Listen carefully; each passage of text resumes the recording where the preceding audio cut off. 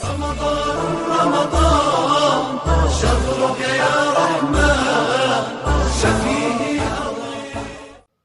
اعوذ باللہ من الشیطان الرجیم بسم اللہ الرحمن الرحیم شہر رمضان الذی انزل فیہ القرآن ھدی للناس۔ ناظرین کرام سلام علیکم ورحمۃ اللہ وبرکاتہ۔ ہمارا یہ پروگرام کہ جس میں ہم ماہ مبارک رمضان کے ہر دن کی دعا کی تلاوت کرتے ہیں، لہذا اس سلسلے میں آج ہم آپ حضرات کی خدمت میں ماہ مبارک کے 28ویں دن کی دعا کی تلاوت کر رہے ہیں، اور آج کی دعا یہ ہے: بسم اللہ الرحمن الرحیم، اللہم وفر حظی فیہ من النوافل واکرمنی فیہ باحضار المسائل وقرب فیہ وسیلتی الیک من بین الوسائل یا من لا یشغلہ الہٰ الملیحین۔ ترجمہ اور اس کا ٹرانسلیشن یہ ہوتا ہے: خدایا آج میرے نصیب میں، میرے حصے میں نوافل کو وافر اور زیادہ کر دے، اور آج مجھے مسائل مہیا کرنے کی توفیق عنایت فرما، اور آج میرے وسیلے کو اپنی ذات سے قریب فرما۔ اے وہ ذات کہ جو لجاجت کرنے والوں کی لجاجت سے مشغول نہیں ہو سکتی۔ آج کی دعا کا پڑھنے والا بندہ مومن اپنے مالک کی بارگاہ میں جو سب سے پہلی دعا کر رہا ہے، فرسٹ ریکویسٹ، پہلی درخواست کر رہا ہے، وہ درخواست یہ ہے کہ آج مجھے نوافل کی توفیق عنایت فرما، کیونکہ نوافل کے ذریعے سے بھی انسان اپنی مالک کی بارگاہ میں صاحب عزت، آبرو مند ہوتا ہے، اور یہ بھی مالک کی بارگاہ تک پہنچنے کا ذریعہ ہوتی ہیں۔ نوافل یہ نافلہ کی جمع ہے، پلورل آف نافلہ، اور نافلہ کا روٹ ورڈ ہے نفلن، اور اسی نفل سے بنا ہے انفال، جس کے نام سے قرآن مجید میں ایک سورہ بھی موجود ہے جسے سورہ انفال کہتی ہیں۔ انفال اس مال و دولت کو کہتے ہیں کہ جو انسان کی ملکیت پر اضافی ہو، انسان کی پراپرٹی سے جو زیادہ اسے مل جائے اسے انفال کہتے ہیں۔ جیسے میدان جنگ سے حاصل ہونے والا مال غنیمت، کہ جس کا انسان مالک نہیں ہوتا مگر پھر بھی وہ اسے حاصل ہو جاتا ہے۔ یا انفال اس جنگل اور صحرا کو کہتے ہیں کہ جس کا کوئی مالک نہیں ہوتا۔ بہرحال نفل کہتے ہیں زیادہ کو، اضافے کو۔ اور آج کی دعا کا پڑھنے والا یہ دعا کر رہا ہے: میرے مالک مجھے نافلہ کی اور نوافل کی توفیق عنایت فرما۔ نوافل مستحبات کو کہتے ہیں اور فرائض واجبات کو کہتے ہیں۔ مستحبات میں اور واجبات میں فرق یہ ہے کہ واجبات کو انجام دینا مکلف پر ضروری اور لازمی ہوتا ہے، اور اگر انہیں چھوڑ رہا ہے تو چھوڑنے کی وجہ سے مکلف سزا کا حقدار ہو جاتا۔ لیکن نوافل اور مستحبات کے سلسلے میں یہ ہے کہ نوافل اور مستحبات کا انجام دینا اچھا ہے، اور اس کا انجام دینے والا ثواب اور جزا کا مستحق ہوتا ہے، مگر اس کا چھوڑنے والا سزا اور عذاب کا مستحق نہیں ہوتا۔ لیکن اس کے باوجود بھی بہرحال اطاعت خداوندی ہے اور مالک کی بارگاہ میں حاضر ہونا ہے۔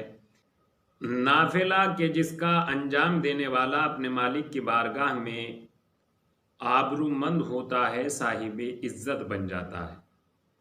جس کے سلسلے میں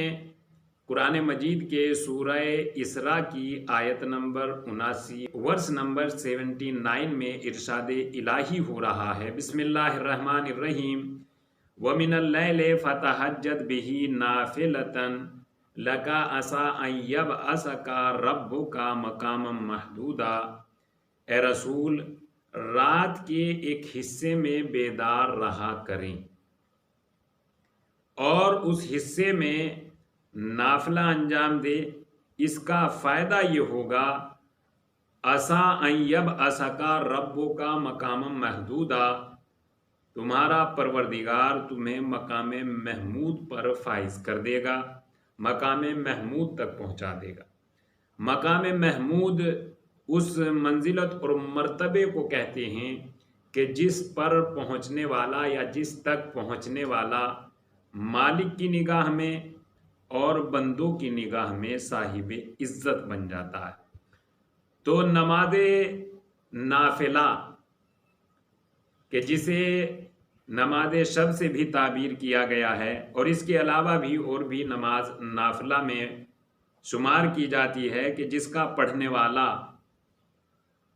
مقام محمود پر فائز ہو جاتا ہے۔ قرآن مجید یہ ارشاد کر رہا ہے، اعلان کر رہا ہے۔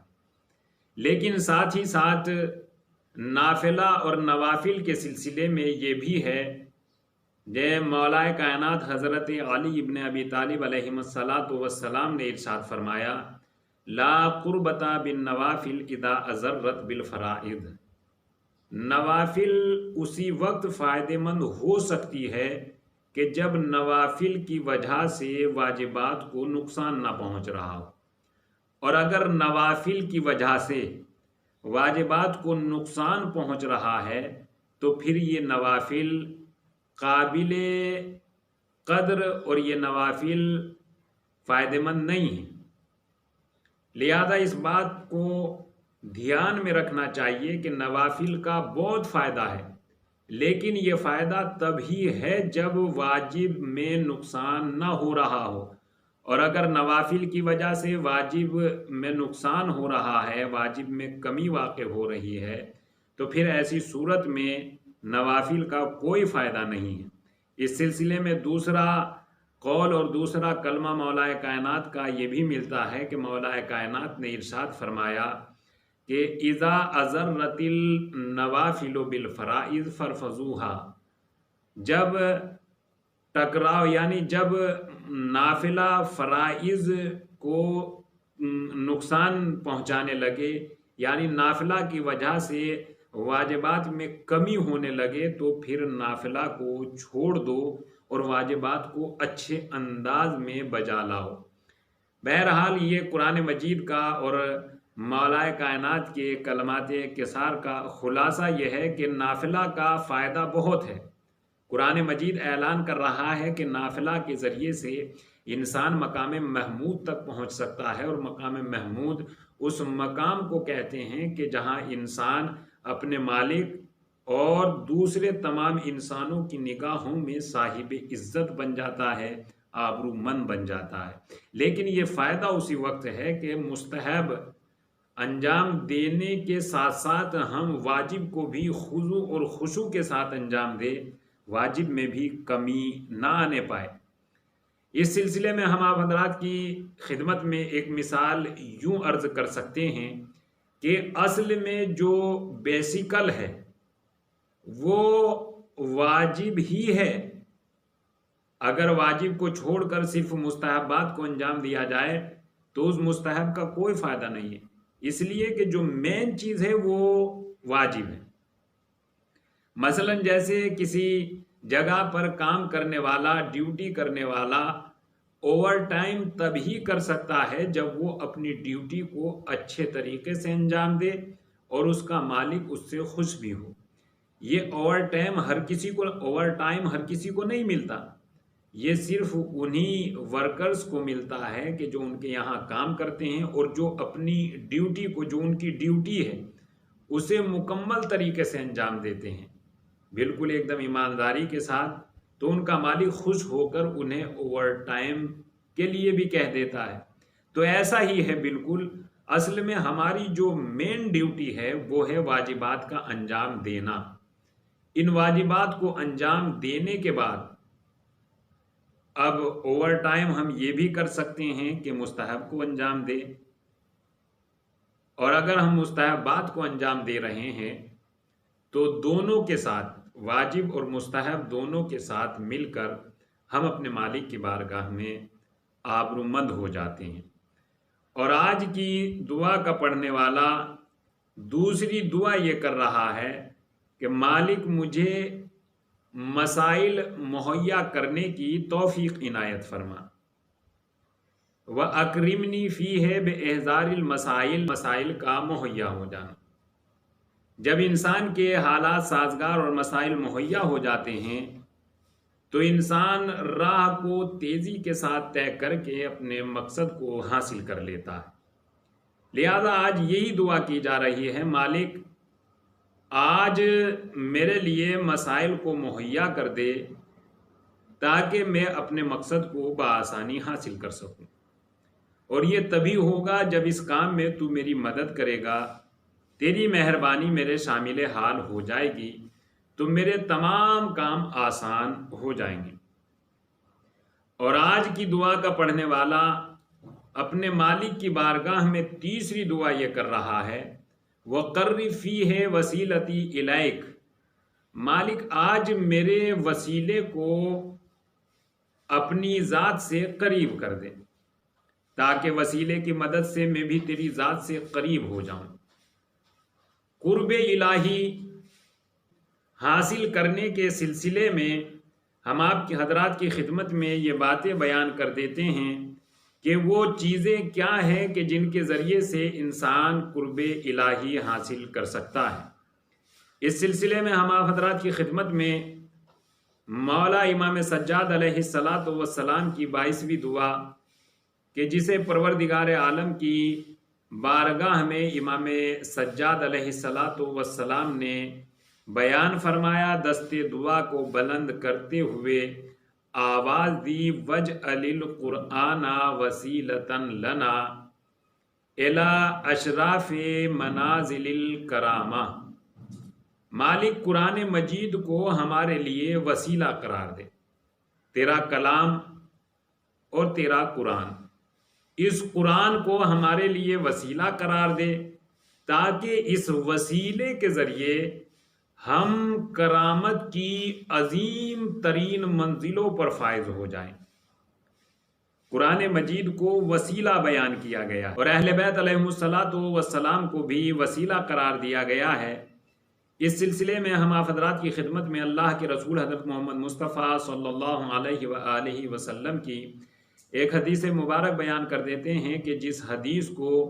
عیون و اخبار الرضا میں تحریر کیا گیا ہے، وہاں اللہ کے رسول نے یہ ارشاد فرمایا، بسم اللہ الرحمن الرحیم، الائمۃ من ولد الحسین علیہ السلام، من اطاہم فقد اطاع اللہ ومن عصاہم فقد عصى اللہ، ہم العروۃ الوثقی وہم الوسیلۃ الی اللہ عز وجل۔ اللہ کے رسول نے یہ ارشاد فرمایا کہ آئمہ یہ اللہ تک پہنچنے کے وسیلے ہیں اور ان کی مدد سے انسان بارگاہ خداوندی میں تقرب الہی حاصل کر سکتا ہے۔ اماموں کی اس حدیث میں 4 صفت بیان کی ہے۔ اماموں کی اطاعت کو اللہ کی اطاعت کہا گیا ہے اور اماموں کی نافرمانی کو اللہ کی نافرمانی کہا گیا ہے، اور اماموں کی تیسری صفت یہ بیان کی ہے، ہم العروۃ الوثقی، یہ مضبوط رسیاں ہیں، اور رسیوں کا جو کامن کانسیپٹ ہے وہ یہی ہے کہ رسی کا استعمال جہاں بھی ہوتا ہے، مثلا کنویں سے پانی کھینچنے کے لیے اگر ہوتا ہے تو پستی سے بلندی کی طرف لایا جاتا ہے، اور یہاں اہل بیت علیہم السلام کو مضبوط رسی کہا گیا ہے، عروۃ الوثقی کہا گیا ہے۔ اور چوتھی صفت اہل بیت یا اماموں کی یہ بیان کی جا رہی ہے کہ ہم الوسیلۃ الی اللہ عز وجل، یہ اللہ کی ذات تک پہنچنے کے وسیلے ہیں اور راستے ہیں۔ ان وسیلوں سے ہم اللہ کی بارگاہ میں تقرب الہی حاصل کر سکتے ہیں۔ تو آج کی دعا کا پڑھنے والا جو اپنے مالک کی بارگاہ میں کئی دعائیں کر رہا ہے، ان میں ایک دعا یہ بھی ہے کہ مالک میں اپنے تمام اعمال کے ساتھ ساتھ میرے اوپر ایک مہربانی یہ بھی فرما کہ میں ایک مضبوط وسیلے کے ساتھ تیری بارگاہ میں حاضر ہوں، تاکہ اس مضبوط وسیلے کی حفاظت میں رہ کر میں تیری بارگاہ میں آبرو مند ہو سکوں۔ لہذا اس سلسلے میں ہم بھی اپنے مالک کی بارگاہ میں یہ دعا کرتے ہیں، مالک ہمیں بھی ان تمام دعاؤں میں شریک کر اور ہمیں بھی اس وسیلے سے متمسک اور منسلک رہنے کی توفیق عنایت فرما۔ وآخر الدعوانا ان الحمد للہ رب العالمین۔ الہی یا